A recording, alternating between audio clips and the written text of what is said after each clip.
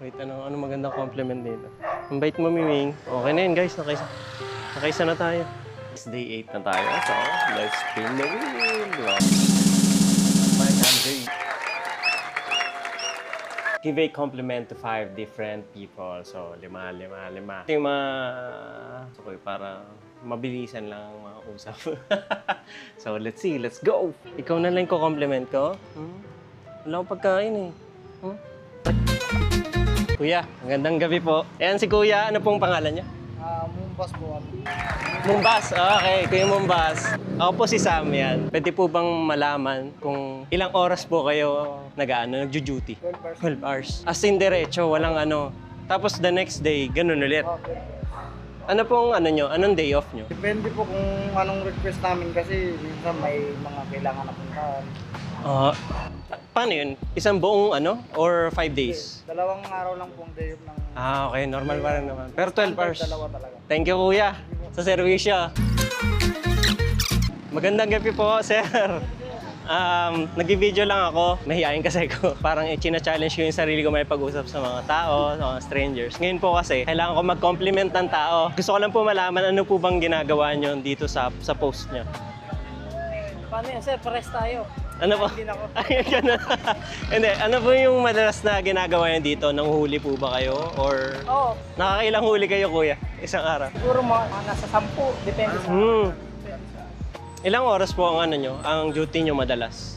12 hours to. 12 hours din. Wala pong alisan. Oo. Kahit tag-init, gano'n. Pag mainit naman dito, tabi na. Okay, may tabi no. Magti-thank you lang kami sa inyo, sir, sa service nyo sa amin. Yan, sa mga pagbabantay, ganun po. Lala ko sa ABS. Ay, hindi. Malaki po yun. Thank you po. Thank you, sir. Thank you po. Ano pong pangalan niyo? Miggy Santos po. Mickey. Hello po. Kuya, sorry po sa aban. Adesa po. Ayan. Kuya, tanong ko lang. Ako po si Sam. Gusto ko lang makipag-usap sa mga tao para malabanan ko yung hiya ko. So ngayon po, ang gusto ko is mag-appreciate ng mga tao na never ko siyang ginawa. Ang gusto ko lang po malaman, ano po ba yung ginagawa ng isang tanod? Sa amin po kasi, bilang BSF po, bilang Barangay Tanod, gusto po namin mapanat yung tahimik po ang aming lugar. Maging safe po ang mga bawat tao. Wala po ang ganyan na mangyari. Okay po. Kuya, tanong ko lang, bayad po ba ng gobyerno yung sa mga tanod? Nasa tanod sa City Hall. Okay po. Tapos ilang oras po ang shift? Bali, ano po kami, ang duty po namin, 2 to 10. Tapos may papalit po sa amin ng 10 to 6. Tapos 6 to 2 po. Bali, 3 shift. 8 hours? Opo, 8 hours po. Okay. Thank you, Kuya. Sige po. Kahit din po, parang actually naglalakad na ako, naghanap kami ng ma-appreciate namin na tao. And then naisip ko lang yung mga tanod. Actually, sila yung isa sa mga tao na nagbabantay para yung mga minsan may ating ganyan, mga Yes po. siga. Opo. Hindi maabala yung mga ibang Yes tao. po. So thank you po talaga. Thank you po. Nanatili na ang tahimik ang ating lugar. Opo. Napaabutin namin yung mga tanod.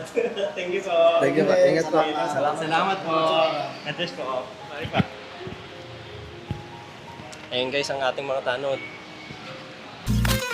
Yeah. Sabihin ko lang po na na apakasipag nyo bilang movie rider. Thank you kasi kayo yung actually yung madalas transportation namin. Ganyan. Thank you po. Thank you, sir. Thank you po. God bless. And this po.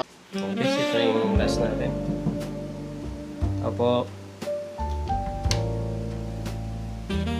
Miss, alam mo ba? Nagwa-vlog kasi ako. So, gusto ko lang sabihin na ang ganda-ganda mo.